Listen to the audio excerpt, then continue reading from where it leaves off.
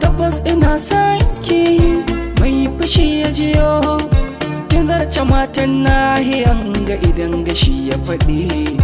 Ka daina koda ne kana ta roda ne ka ce babu ya ne kai ma a dole na nuna ka a mazaje babu ya kai.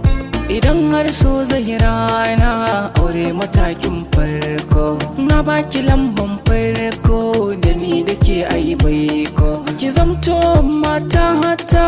Tabbas so yayi rana mai aure manufata.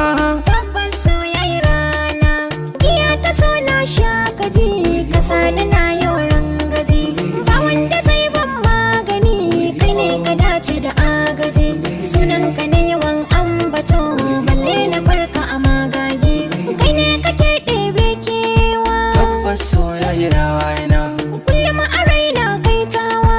Tabbas so yayi rana kana so na ina son ka ba ni so ai mini yawa. kina so na ina san ki jinjinar ki yarwaiwa. Masoyina mi kun hannun ka zo ban so zan sanyawa. Za ta kashe ni da soyayya. Wallahi ka iya soyayya kai ne likitan soyayya fannin magani ka sani har da tiyata ka iya yin allura ka kware idan ina yin jinya shi ke yi min magani.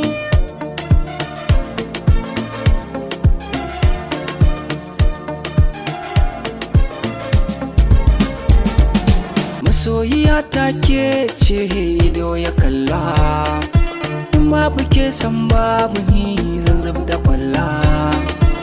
Na da tabbacin za na aure ki babu kila za ni sanar ai aure a wanga sati mako a bar batun yin tseko da ni da ke mun zam daya mata da miji da ni da ke mun zam daya. Lallele na kai ne madobi na kai na fi kauna zo ka je numfashi na ƙarshen kurewa ka zama.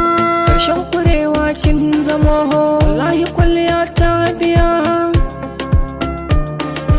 Aure da ke kwai fa'ida na kai ki zama ki ka'ida. Biyayya zan maka za na kai ki garin maka. babu abin da zai sa